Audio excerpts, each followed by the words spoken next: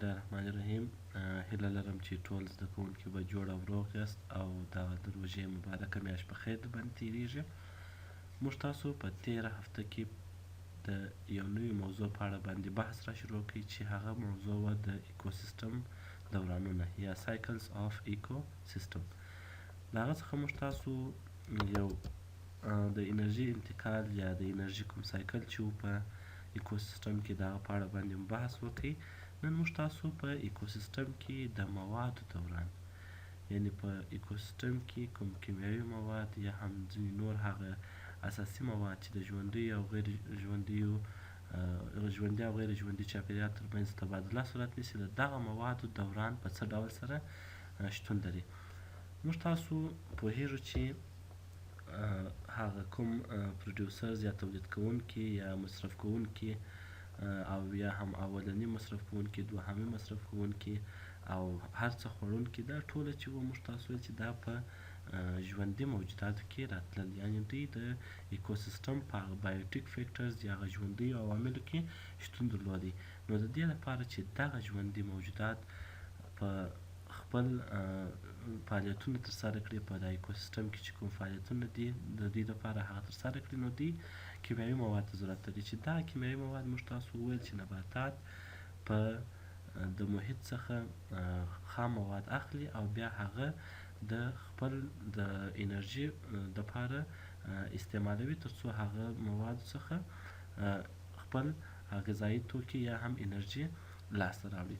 نو کله چې دغه مواد یا دغه کیمیاوي عناصر چې په محیط کې دي د دغه ژوندي موجود عضویت ته داخل سوله، موږ تاسو ویل چې یو څه اندازه د دغه کیمیاوي موادو څخه د دغه ژوندي موجود په عضویت کې پاتېږي، نور یې د نورو ژوندي موجوداتو په واسطه باندې په مصرف رسېږي یا هم هغه نور موږ تاسو هغه غذایي ځنځیر چې کوم ویلي، موږ تاسو ویل چې په یوه ژوندي موجود کې چې کوم انرژي وجود لري هغه په مکمل ډول بل ژوندي موجود ته نه انتقالیږي، ځکه چې یو مقدار کیمیاوي عناصر چې د خپل دغه ژوندي موجود په ساختمان کې برخه اخلي. نو کله چې دغه ژوندی موجود کوم چې دغه کیمیاوي عناصر پکښې ذخیره سوي دي، کله چې دی مړ سي یا دی وخت چې دی نور خوسا کېږي، نو موږ تاسو ویل چې هغه کوم خوسا کوونکي چې وه یا تجزیه کوونکي چې وه د هغو په واسطه باندې د دوی دغه د عضویت د کوم مغلق مالیکولونه چې د هغه په ساده مالیکولونو باندې بدلیږي او وروسته د هغه څخه هغه کوم اضافي مواد چې دي هغه بېرته مځکې ته یا هم چاپېریال ته خارجېږي. نو یعنې مواد په دغه کوم مواد چې بیا دغه تجزیه کوونکو په واسطه باندې مځکې ته داخل سوي دي، موږ تاسو ویل چې بېرته دا د نبات په واسطه باندې د نبات د ریښو د لارې اخیستل کېږي، نبات بیا وروسته دغه مواد په سایکل باندې بېرته سایکل ته داخلوي. نو موږ تاسو وایو چې په یوه اندازه مواد چې دي یا کیمیاوي عناصر چې دي په یوه وخت کې د ژوندي موجوداتو د بدن او په بل وخت کې د چاپېریال یوه برخه ګرځي. ما تاسو ته په تصویر کې واضح کړه چې دغه کیمیاوي عناصر چې کوم نبات جوړ کړي وه په یوه وخت کې یا په یوه زمان کې دا د نبات د عضویت برخه وه، اما کله چې دی مړ کېږي بیا دغه مواد بېرته د چاپېریال یوه برخه ګرځي. یعنې په دغه ډول سره کوم کیمیاوي مواد چې د هغه د ژوندیو او غیر ژوندیو عواملو ترمنځ په سایکل کې دي یا په دوران کې دي. بل موږ تاسو په ایکوسیستم کې د اوبو دوران لرو، یعنې واټر سایکل ان ایکوسیستم. سوال دی وایي که په اوبه په طبیعت کې نه وای څه حالت به منځته راغلی وای؟ آیا د سمندرونو اوبه د وخت په تېرېدو کمیږي او که په طبیعت کې دوران کوي؟ لومړني سوال ته که چیرې جواب ووایو که چیرې اوبه په طبیعت کې نه وای، کوم ژوند چې تاسو دغه نړۍ پر مخ باندې وینئ دغه ژوند به هیڅ امکان نه درلودی، ځکه موږ تاسو وایو چې اوبه د ژوندي موجوداتو د بقا دپاره اساسي عنصر دی. بل موږ تاسو بله خبره دا کوي چې آیا د سمندرونو اوبه د وخت په تېرېدو کمیږي او که په طبیعت کې دوران کوي؟ د دې سوال دپاره راځو دغه تصویر ته مراجعه کړو. تاسو په دې تصویر کې وینئ چې دا واټر سایکل دی، په طبیعت کې د اوبو دوران. کمې اوبه چې په سمندرونو کې دي هغه کله چې هوا توده وي د دغه سمندرونو د دغه ولاړو اوبو د دغه سیندونو څخه دا اوبه د تبخیر د لارې هوا ته پورته کیږي، یعنی دا اوبه تبخیر کیږي. کله چې دا اوبه تبخیر سولې بیا موږ تاسو وایي چې دا په فضا کې په وریځ باندې بدلیږي.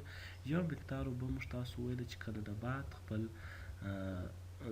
هغه د ضرورت وړ اوبه د پاڼې د ریښې څخه ترلاسه کړي، نورې اضافه کم اوبه چې دي هغه بیرته د پاڼو د لارې د پاڼو د سټوما د لارې دوی بیرته د عضویت څخه خارجي. نو کله چې دغه اوبه خارج کړي دا بیا د بړاس د لارې هوا ته پورته کیږي.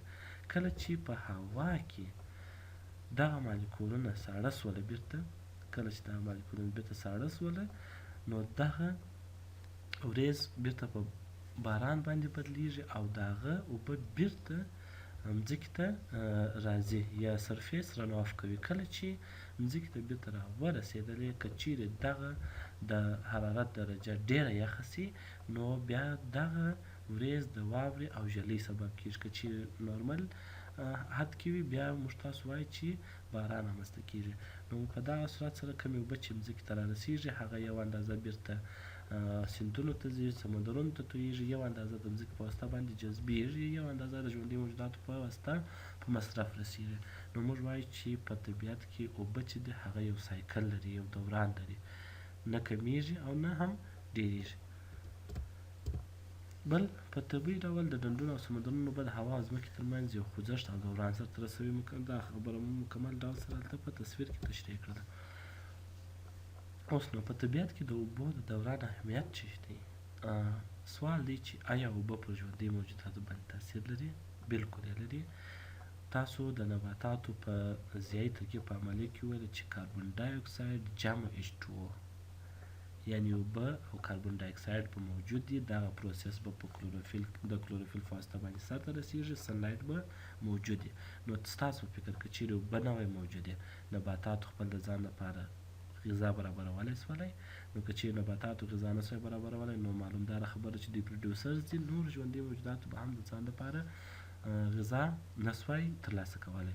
نو موږ وایو چې یا اوبه د اوبو څخه پرته ژوندی موجود ژوندی نسي پاتې کېدلی. انسانان که یو څه وخت اوبه ونه څښي څه به پېښ سي؟ موږ تاسو تجربه باندې ثابته سوې ده که چیرې یو څوک غذا یا ډوډۍ ونه خوري دی کولی سي چې د 3 څخه تر 4 هفتو پورې ژوند وکړي.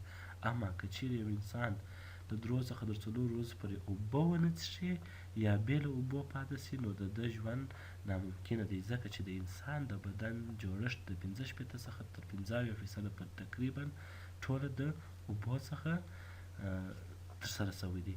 نو موږ وایو چې نه، بې له اوبو انسان نه یوازې انسان بلکې ټول ژوندي موجودات ګزاره نسي کولی. که نباتات ته څو ورځې اوبه ورنه کړل سي څه به پېښ سي او څه به منځته راسي؟ تاسو ته معلومداره خبره دا معلومیږي چې نبات وده نسي کولی، نبات خپله ځان لپاره انرژي نسي برابرولی او اخر کې دا پېښېږي چې نبات د مړه کېدو یا د وچېدو سره مخ کېږي. اوبه په صنعت کې رول لري که نه؟ بله پوښتنه ده. بلې هو، ولې نه لري؟ موږ تاسو وینو چې د اوبو په اوبو باندې بندونه جوړېږي، د دغه بندونو څخه موږ تاسو برېښنا ترلاسه کوو او همدارنګه د اوبو څخه موږ تاسو په کښتونو کې، په باغوانۍ کې او داسې په نورو صنعتي کارونو کې موږ تاسو د اوبو څخه په بېلابېلو ډولونو سره کار اخلو. نو موږ تاسو وایو چې بلې هو، اوبه په صنعت کې هم رول لري. بل موږ تاسو لرو په طبیعت کې د کاربن دوران، یعنی د کاربن کوم غاز چې دی د دې دوران په طبیعت کې په څه ډول سره ترسره کیږي.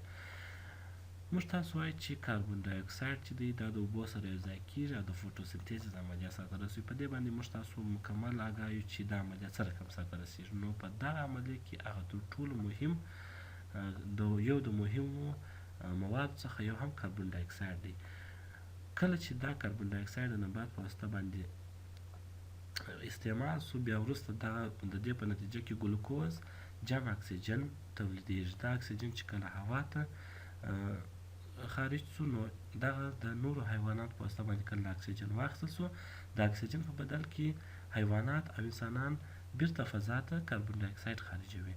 نو دا کاربن ډای اکساید بیرته د نباتات په واسطه باندې په مصرف رسیږي. داسې یو دوران د ژوندیو د نباتاتو او د حیوانانو او انسانانو ترمنځ موجود دی.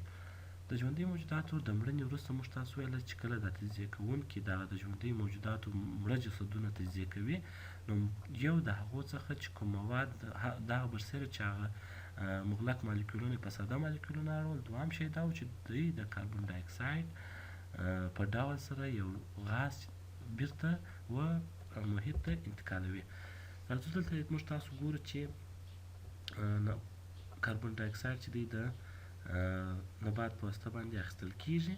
کله چې نبات په واسطه باندې واخیستل سو، اکسیجن ازادیږي. اکسیجن چې کله ازاد سو، حیوانات او انسانان د تنفس په د پروسې وروسته دغه اکسیجن چې کله واخیستل سو، دا کاربن ډای اکساید بیرته هوا ته ورکوي. همدارنګه د دې برسېره کوم ډیکمپوزینګ یا ډیکمپوزرز چې دي، دغه مړ جسم چې تجزیه کوي، هغه هم یو مقدار کاربن ډای اکساید هوا ته انتقالوي.